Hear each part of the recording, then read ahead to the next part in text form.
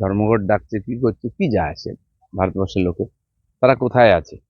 তারা এখনো আছে এটা বোঝাবার জন্য মাঝে মধ্যে এরকম ব্রিগেড ইত্যাদি করতে হয়, কারণ তাদের অভিযোগ, তাদের কমপ্লেন এর কোনো গুরুত্ব নেই। ওরা কি করছে লোকের জন্য? লোক কেন ওদেরকে বিদায় করে দিয়েছে? যদি ওরা ঠিক ছিল, লোকের কথা ভাবতো, বড় বড় কথা বলে, জাতের নয় ভাতের লড়াই, ভাতই দিতে পারেনি নরেন্দ্র মোদী। বাড়ি বাড়িতে আজকে 80 কোটির বেশি লোককে বাড়ি বাড়িতে ভাত দিচ্ছে, ওরা তো সেটাও করতে পারে। ব্রিগেড ময়দান থেকে মূলত তৃণমূল সরকারকে কড়া আক্রমণ, 26-এ বদল হবে। আমরাও তো বলছি বদল হবে, তারপরে বদল হলে কি হবে? ওরা দিবা স্বপ্ন দেখছে বিজেপি আসবে, বদল হবে, আমরাও বদল চাইছি। দাদা সেটা হলো যে ফাল্গুনিতে আজকে 800 মেগাওয়াটের জিন্দালের দুটি পাওয়ার প্ল্যান্টের শিলান্যাস করবেন। মমতা ব্যানার্জি তার জীবনে বহু হাজার হাজার শিলান্যাস করেছেন, কিন্তু সেখানে ফ্যাক্টরি ক জায়গায় হয়েছে, উৎপাদন ক জায়গায় হয়েছে, তার একটা রিপোর্ট উনি দেন। এই যে 14 বছর ধরে ইনি বেঙ্গল সামিট করেন এখানে, আমরা তো বোর, একই লোক, একই ভাষণ, একই খাওয়া দাওয়া, লোক আসতে চায় না, ব্যবসায়ীরা ভয় আসেন, নাহলে দোকান বন্ধ করে দেবে। তো কি লাভ হয়েছে? তার একটা শ্বেতপত্র বার করুন না, এত বছর বেঙ্গল সামিটের কি কি ইনভেস্টমেন্ট হয়েছে, কত লক্ষ কোটি টাকা ইনভেস্ট হয়েছে এখানে। আর এতগুলো শিলান্যাস করেছেন, তার মধ্যে কটা সত্যিকারের ওখানে ইন্ডাস্ট্রি হয়েছে, বা ব্যবসা শুরু হয়েছে, বা চাকরি হয়েছে? কিছু করতে পারেন। একটা নতুন গল্প দেন, মিথ্যা বলেন, শেষ হয়ে যায়। আজ কোথায় গেল দেউচা পাঁচামি? কেন বন্ধ হয়ে গেল? 1 লক্ষ না 2 লক্ষ লোকের চাকরি হওয়ার কথা ছিল, কটা লোকের হয়েছে? এক কোদাল মাটি খোঁড়া হয়েছে, এক ঝুড়ি ওখান থেকে কয়লা বেরিয়েছে? কিচ্ছু হবে না। নির্বাচনের আগে উনি ঢপ দেন, প্রতিশ্রুতি দেন, সেটা শুরু করে দিয়েছেন। মানুষ কিন্তু জেনে গেছে ওনার অভ্যাস, ওনার প্রকৃতি সব বুঝে গেছে। দাদা আজকেও 61 ভবন অভিযান রয়েছে চাকরি হওয়ার। তাই অভিযান তো চলতেই থাকবে, কিন্তু যেটা সমাধান, কোর্টের থেকেই সমাধান হবে আমার যেটা বিশ্বাস।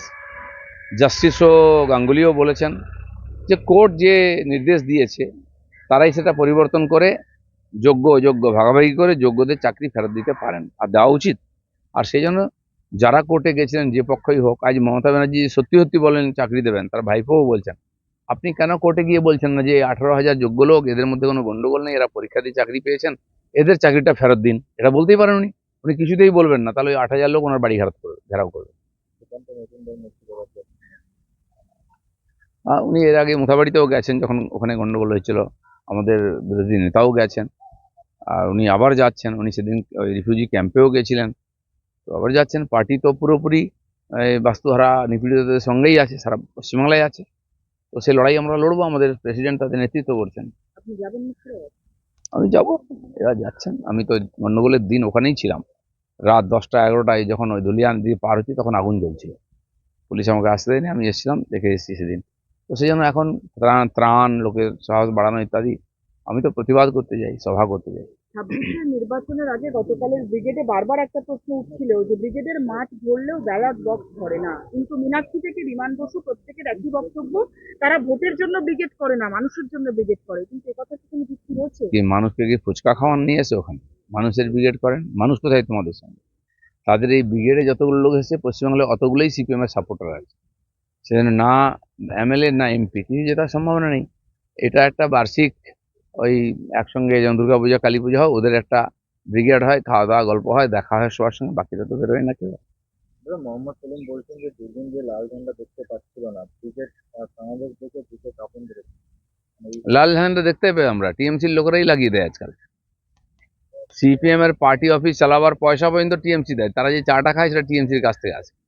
যখন সব অফিস বন্ধ ছিল, টিএমসি ডেকে ডেকে বলেছে, আরে আমাদের পার্টি অফিসে, তোদের পার্টি অফিসের চাবি আছে, নিয়ে যা, খোল। তারপরে 100 দিনের কাজের লোক দিয়ে ঝাড়ু মেরে দিয়েছে পার্টি অফিস, তারপরেও লোক আসে না। বলছে লোক আসছে না, বলে টাকা, চা খাওয়ার টাকাটাও নিয়ে নেয়, সেটাও তোলাবাজির টাকা। এই দিয়ে সিপিএম কে বাঁচিয়ে রেখেছেন, ওই সেলাইন দিয়ে কতদিন বাঁচবে?